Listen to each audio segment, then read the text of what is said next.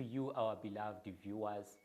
Once again, you are watching today's edition of the program Asakhe Online, a program that explores developmental issues that are happening within our communities, that is with regards to agriculture, mining, education, human rights, women's rights, and other developmentally related issues. Today's presenter is Bakidzanani Dube, as usual, and with me here I have the field officer from Youth Innovation Trust, Abigirl Ncube. Welcome. Okay, thank you, sir. Yes, tell us who you are. Introduce yourself to the viewers of today's edition of the program Asakhe. Okay, my name is Abigirl Ncube, Field Officer for Youth for Innovation Trust. Yes, Abigirl Ncube, tell us briefly about Youth Innovation Trust. What is it that is Youth Innovation Trust? Okay, Youth for Innovation Trust is an organization that works mostly with AMA youth to tackle AMA issues around them, to give them AMA innovative solutions to whatever problems that they are facing. So far, what are some of the communities, AMA youth, that you are working with, that you have worked with so far? Okay, we have done a project called IUMA for Social Change. We're doing it around Pomola, Luveve, then with AMA institutions around Blawe, like Poli and NAST. Yes, tell us more details about that project. Okay, IUMA for Social Change we're doing in collaboration with the Asakhe. We were using IUMA to address AMA ills, AMA social ills. So we've got AMA themes. Each and every month we're addressing AMA particular themes. Those themes include SRHR, sexual reproductive health rights. That comedy show we did with AMA students from Poly. We're trying to raise the awareness on AMA SRHR issues around AMA students and to create AMA institutions that are SRHR friendly to the students. Then we did also a theme of cyberbullying. That one we did with AMA NAST student at NAST American Space. That was addressing AMA crimes that are committed online. So we're trying to raise the awareness on what is it exactly when we're talking about cyberbullying, and what are you supposed to do if you feel like you have been bullied online, measures that you can take, illegal measures that you can take when you are bullied online. Then another thing that we did was alcohol and substance abuse. We did it at Pomola also. We're targeting those youth around Pomola. So we invited AMA youth from those nearest shop. Hall is nearer to the shop, so most of youth who always sit there at the bar. So we try to engage them and try to find AMA solutions. Why are they taking AMA alcohol? Why are they abusing AMA drugs? So we tried, though we're not given enough, I think we're not given enough chance, or I can say enough space to engage them more, because I think the topic of alcohol and substance abuse, we need to do more on it. So I don't think we did justice to that topic. So if ever we are engaging in our future project, I think that's one issue that we have to pursue around AMA communities. Then we also did economic apathy. That one we did it at Luveve. We're looking at our economy and how AMA youth they have lost hope on the existing system. How can we revive hope? AMA youth, they have to partake in national issues like voting. AMA youth, are they not partaking in voting? So we're trying to encourage them. They have to also partake in those processes, because AMA end results also affect them. Even if we don't vote, but AMA results from voting, they also affect AMA youth. Yes, you in your programming you raised very critical issues, especially, and I have two critical questions for you. The first question actually goes to the program that you mentioned, Asakhe, the program that focuses on cyberbullying. We have noted that the world is slowly moving, is slowly migrating online. It is slowly taking advantage of social media, taking advantage of other online platforms. And you mentioned the cyberbullying. I'm quite sure that the viewers of today's program, some of them maybe are wondering what cyberbullying is and how do you see that you are being bullied online. So maybe you can take this opportunity to explain to the viewers of this program today as to what cyberbullying is and what are some of its characteristics together with its effects. Okay. Cyberbullying is mostly happens online on Twitter, Facebook, WhatsApp. If you feel like someone is provoking you online, that is what we call cyberbullying. So what are some of the forms of cyberbullying that you've seen so far as a youth organization? Okay, like posting private videos of someone online, or just trying to post private pictures online. That is some of cyberbullying, or being threatened online. That is cyberbullying. So maybe what are some of the effects of that cyberbullying? Maybe if you talk at length. Okay, effects that we have witnessed or that we have seen so far is commitment of suicides. Which if someone is being bullied online and she doesn't find help or any counseling after whatever, or when, like, what you can say, which maybe your notes have been circulated online and there is no one who can just try to help you to pass that stage. Most of our youth especially, they end up committing suicide or just abandoning social media or at all. So what are some of the solutions that people can take, especially in terms of dealing with cyberbullying? Okay, the first step that you can take if you feel like you have been cyberbullied, I think you can go and report to the police. Then you open a case on that. Then they deal with the perpetrator of that have bullied you online. Or you can just, if you feel like someone is trying to, if you realize realize earlier that someone is trying to cyberbully you, you can just ignore. Then after that, I think, yeah. So looking really maybe at as someone who has studied these issues of maybe of the online and the internet and like, so looking at the fact that the world is slowly moving and migrating offline to online, what do you think are some of the chances the world has or opportunities that the world has as it moves online?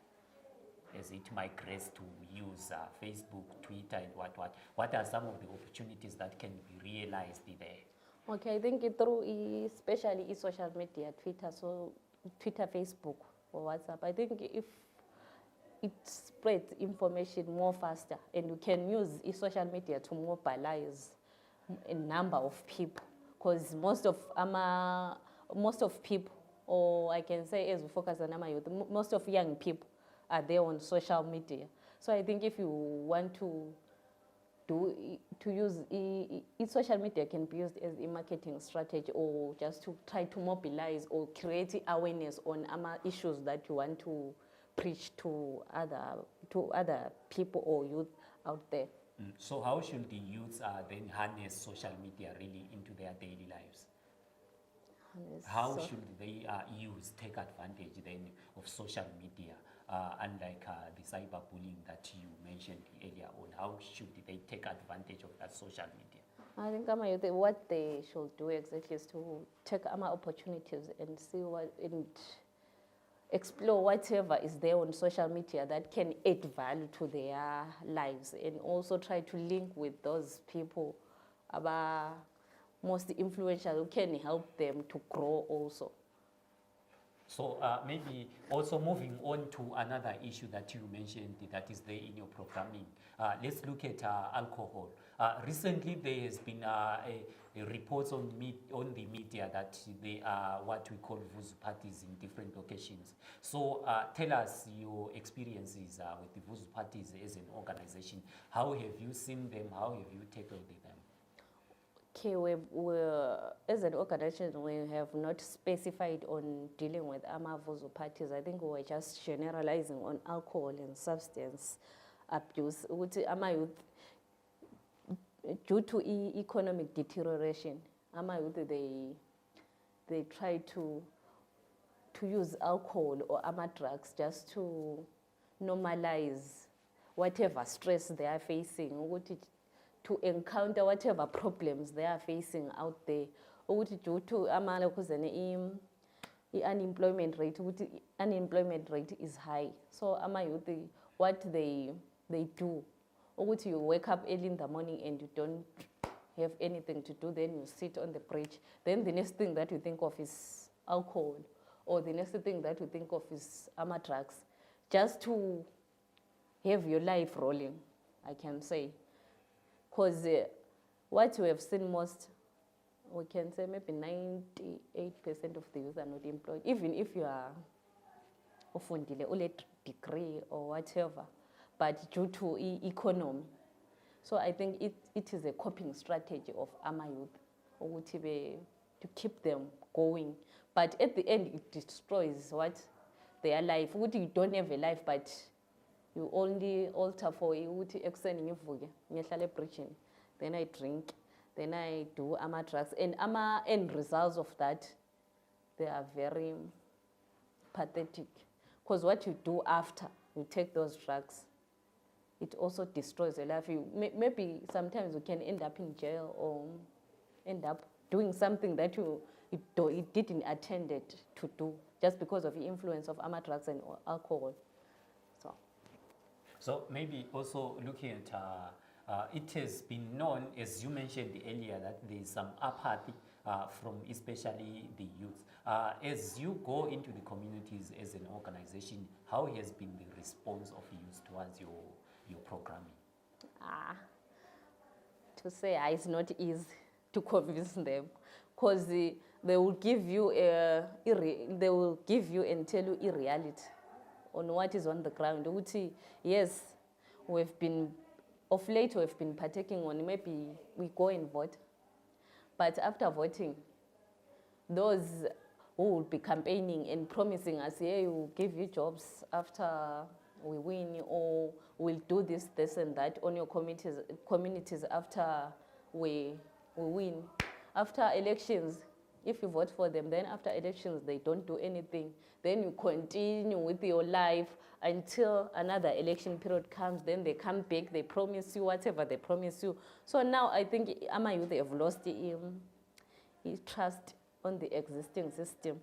So I think there is also lots of work to do to convince ama-youth to change the attitude that they have towards any existing system, or to convince them to partake in whatever national issue that is on their plate. Because so far what we have seen in my communities, ama-youth, they don't know anything, even what involves them. Like ama-youth policies, they don't even know that there is a youth policy for them that is meant for them.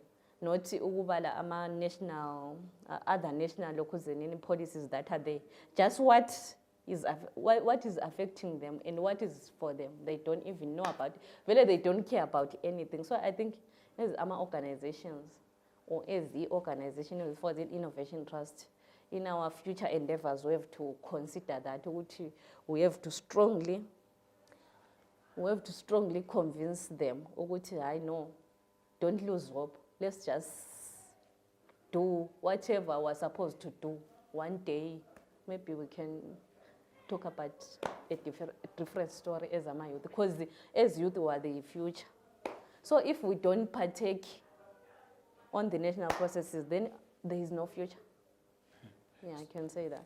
So maybe as an organization, as you have been doing your program, in different communities, as you have mentioned. What are some of the challenges that you've come across as you do your work as an organization? Okay, low response. Because you go there, you advertise, then you find a focal person down there to organize ama youth. And at the end, there is low turnout. And whatever package you will be carrying, or to deliver, unpack for ama youth in that community, you don't do it justice, because really there will be just a few.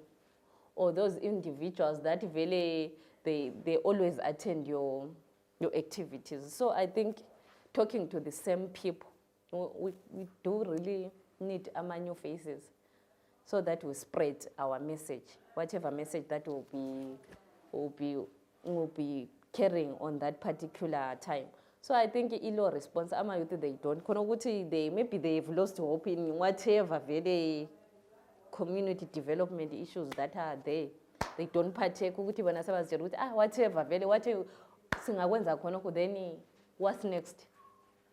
So I think we have to improve maybe lathi kuma convincing strategy, I can put it like that, to convince them to attend whatever program that we'll be doing.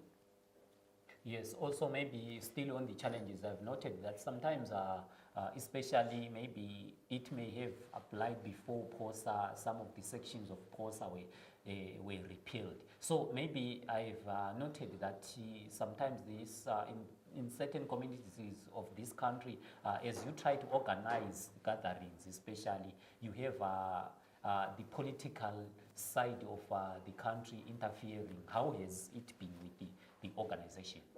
Yeah, because for instance, I'm a comedy shows that we're doing out there on the communities. So we have to find a police clearance, and we have to explain what exactly will you be doing. And you don't have that freedom. They give you freedom to express yourself clearly.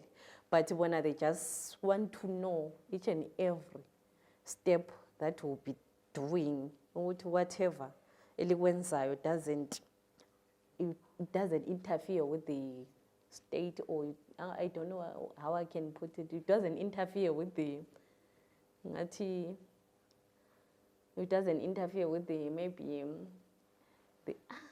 I cannot say the ruling party, but I can say those on power, or I can put it like that.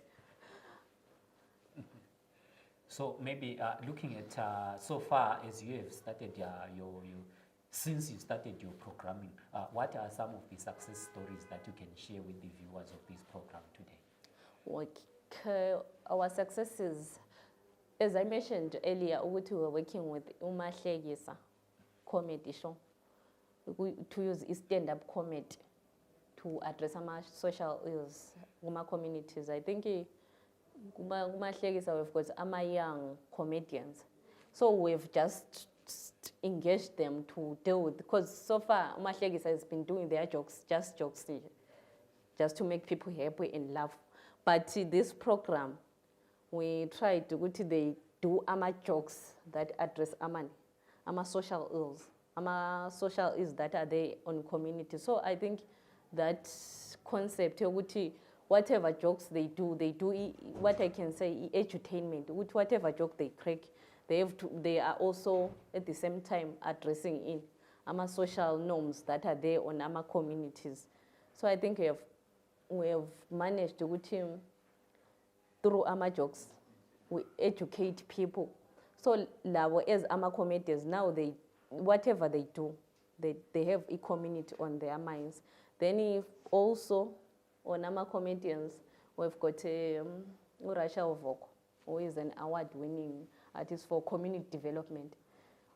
Before, she was just doing poetry without any effect, without any locals, and just poetry to make people laugh, or I can say. But now, she was doing her poetry in community development, so is one of the BAA award-winning artists on community development. So I think we've tried to do it justice on that.